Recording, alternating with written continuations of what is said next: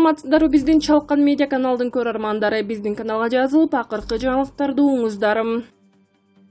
Кыргызстанда 11 ноябрдан тарта миңден ашык билим берүү мекемелери окууларын жандантат. Кыргызстанда 11 ноябрдан тарта жалпысынан 1489 жалпы билим берүү мекемелери окууларын жандантат. Бул тууралуу билим берүү министрлигинен кабарлашты. Маалым болгондой, мектепке 1-6 класстардын жана 9 класс менен 11 класстын окуучулары барып окуйт. 2 жума аралыгында офлайн режимде окуй баштаган мектептер толук көзөмөлгө алынып, байкоого алынат. Мониторингдин жыйынтыгына жараша башка да класстарды мектепке чыгарып окутуу чечими кабыл алынат деп айтылат маалыматта. Министрликтин маалыматына караганда, Бишкекте жана Ошто эпидемиологиялык абал оор болуп тургандыктан коронавируска каршы республикалык ыкчам штаб жана саламаттык сактоо министрлиги бул эки шаарда мектептерди ачылышына азырынча уруксат бериши элек. Балбак Төлөбаев: кимде ким болсо да той аштан көрсөм таарынбагыла. Муниципалдык кызматкерлердин той аштарга барганын көрүп уксам таарынбагыла. Бул тууралуу Бишкек шаарынын мэринин милдетин аткаруучу Балбак Төлөбаев эпидемиологиялык кырдаал боюнча өткөн жыйын учурунда айтты. Мэрдин милдетин аткаруучу коронавирус көп учурда той аштардан тарап жатканын белгиледи. Өкмөт жакында мамлекеттик кызматкерлердин той аштарга баруусуна тыюу салат. Ушул жерден муниципалитеттин кызматкерлерине да эскертип коеюн. Кимде ким болсо да той аштан көрсөм таарынбагыла. Тойдон ары ошол бойдон жумуштан кете бергиле, деди мэрдин милдетин аткаруучу. Төлөбаев ошол эле учурда жалпы элге кайрылып, той үчүн шаарга айылдан келбей турууну суранды. Урматтуу калайык, айыл аймактан келип Бишкекте той өткөрүп, ооруну жугузуп, кайра айылга кетип атасыңар. Анан ооруп калдым деп кайра жалынасыңар. Күнү түнү иштеп жаткан дарыгерлерди аяп койбойсуңарбы, деди Төлөбаев. Анын сөзүн вице-премьер Эльвира Сурабалдиева дагы улап мамлекеттик кызматкерлерди элге үлгү болууга үндөдү. Той башында өзүбүз жүрбөй элге үлгү бололу. Жаныңардагыны тыйып, анан бизге акыл айтка дегендер чыгып жатат. Учурдан пайдаланып, мамлекеттик кызматкерлердин баарын той ашка барбай коюутурга чакырып кетет элем, деди Сурабалдиева. Жапаров Путиндин телефон аркылуу сүйлөшүүнү суранып, Кыргызстан Орусиянын ишенимдүү өнөктөшү экенин айтты. Евразиялык интеграция маселелеринде Кыргызстан Орусия үчүн дайыма ишенимдүү өнөктөш болот. Бул тууралуу 10 ноябрда президенттин милдетин аткаруучу өкмөт башы Садыр Жапаров Шанхай кызматташтык уюмунун кезектеги саммитинде сүйлөп жатып, Орус президенти Владимир Путинге кайрылып айтты. Биз эки өлкөнүн ортосундагы экономикалык жана маданий байланыштарды өнүктүрүү багытын ыраттуу негизинде улантабыз. Кызматташтык боюнча ортодо бир катар актуалдуу маселелер бар. Мен аларды сиз менен телефон аркылуу талкуулоону суранат элем. Коронавирус пандемиясына байланыштуу саммит онлайн форматта өтүүдө. Ага ШИКУга мүчө мамлекеттердин лидерлери катышып жатышат. Садыр Жапаров Кыргызстанда 4 октябрдагы парламенттик шайлоодон кийин эл нааразычылыгын билдирип чыгып, президент өз эрки менен кызматын тапшырганын, бийлик тынч жана мыйзам негизинде өткөрүлүп берилгенин, азыр өлкөдө абал туруктуу экенин айтты. Кыргызстан бардык эл аралык милдетмелерин, эки тараптуу жана көп тараптуу макулдашууларын аткараарын белгилеп, ШИКУнун алкагындагы кызматташтык тышкы саясаттагы маанилүү багыттардын бири экенин кошумчалады. Орусиянын президенти Владимир Путин Кыргызстан үчүн туруктуулук кийинки жылдары жетишпей жатканын айтып, саясатта туруктуулук болбосо социалдык экономикалык тармакта бир да маселени чечүү мүмкүн эмес экенин белгиледи жана кызматташтык телефон аркылуу сүйлөшүүдө сөзсүз талкууланарын айтты. Кыргызстан жана Орусия Евразия экономикалык биримдигинин тең укуктуу мүчөлөрү. Бул уюм 2010-жылы Беларустун, Казакстандын жана Орусиянын бажы биримдиги катары түзүлгөн. Кийин 2015-жылы Армения менен Кыргызстан кошулган. Кийинки жылдары ЕАПке мүчөлүк Кыргызстанга пайда алып келбегени боюнча пикирлер парламентте айтылып, уюм ичиндеги пикир келишпестиктер тууралуу өкмөт да билдирген.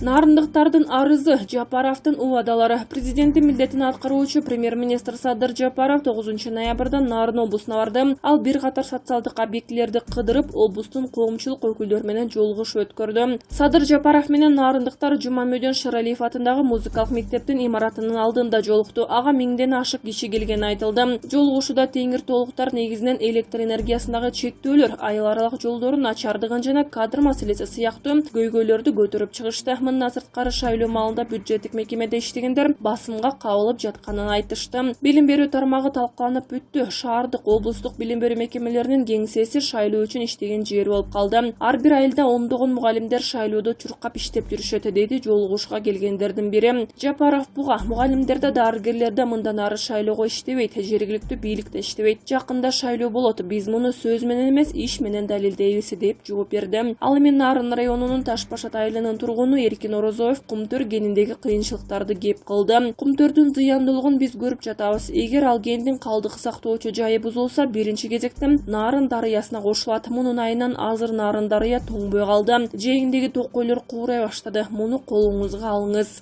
Президенттин милдетин аткаруучу премьер-министр Садыр Жапаров Кумтөр маселеси сөзсүз каралат деп убада берди. 2011-жылы 4 ай бою текшергем, күнү түнү деп иштегем. Ошондуктан азырда текшерип, карап, анан чечим кабыл алабыз. Ага бир аз убакыт керек. Нарынга да пайдасы тийгидей кылабыз. Садыр Жапаров кезигип, өзүнө суроо берүүнү каалаган жарандар көп болду. Сөз сүйлөгүсү келген тургундар микрофон талашада кетишти. Элден озуп суроо бергенге үлгүргөндөр жеке маселесин баштап, 1 жылдан бери токтоп турган Солтон Сары Алтын кени жайып талашка чейин сөз кылышты.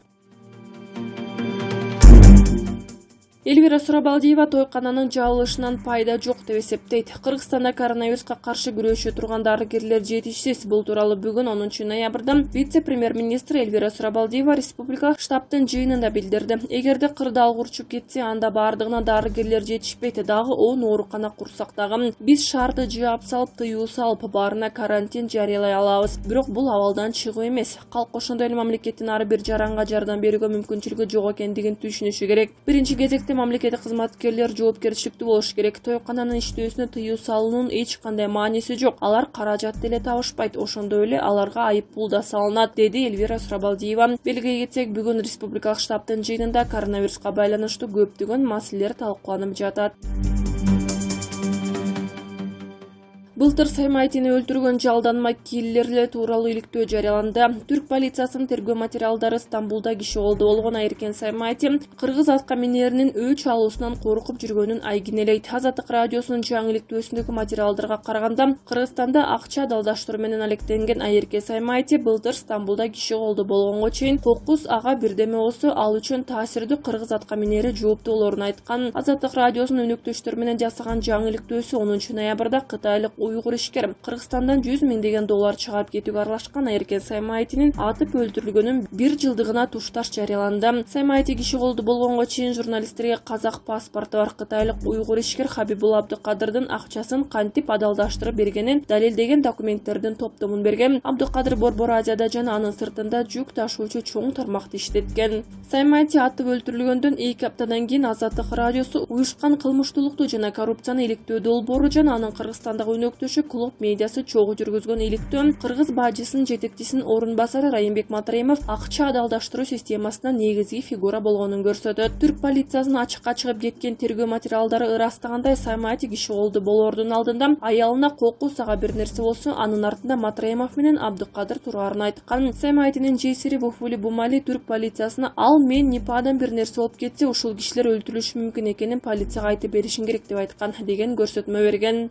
Матраимов Кыргызстанда таасирдүү фигура. 4 октябрдагы парламенттик шайлоодон кийинки элдик толкундоонун аркасы менен бийлик алмашкан соң ал коррупцияга байланыштуу шек менен кармалган. Сот Матраимовду тергөө менен кызматташканы үчүн эч жакка кетпөө жөнүндө тилкат менен бошоткон. Стамбул полициясы Райымбек Матраимов же Хабибул Абдыкадыр тергөөгө чакырылды беле деген сурообузду жоопсуз калтырды. Саймайтинин өлтүрүү үчүн шектүү катары 4 киши кармалган. Алардын бири ок аткан киши. Алардын баарына айып коюлган. Түркиянын укук коргоо органдары иликтөөнүн чоо жайын ачыкка чыгарган эмес. Азаттык радиосу менен өнөктөштөрүнүн колуна тийген тергөө материалдарында Саймайтини атып өлтүргөн Абдулла Энвердин көрсөтмөсү бар. Биринчи суракта Энвер полицияга Кыргызстанда туулганын айткан. Ал Сириядагы исламчыл жоочулардын лагеринде Борбор Азиядан чыккан башка бир согушкер менен чогуу жүргөнүн айткан. Ал согушкер Саймайтини дин безер деп, анын көзүн тазалоо үчүн 100 000 доллар убада бергенин тергөөдө билдирген. Энвер Саймайтини мурда тааныбаганы, акча үчүн бул ишке макул болгону тергөөнүн материалдарында айтылат. Июнь айында Саймайтинин өлтүрүлүшүнүн тегерегиндеги жагдайларды иликтеген парламенттик комиссия корутунду даярдаган. Бирок анда кылмышка эмне түрткү болгону жана ага ким буйрук бергени айтылбайт. Депутаттык комиссия Азаттык радиосунун өнөктөштөрү менен жасаган коррупция тууралуу иликтөөлөрүндөгү материалдарга көңүл бурбаганы үчүн сынга калган. Райымбек Матраимов иликтөөнүн авторлоруна Саймайти менен эч кандай байланышы жок экенин билдирген. 9 ноябрда бизге жиберген электрондук катында Саймайти өлтүрүлгөн маалда Стамбулда жүргөнүн жана түрк полициясы аны суракка чакырбаганын билдирген. Хабибул Абдыкадыр комментарий сураган өтүнүчкө жооп берген жок.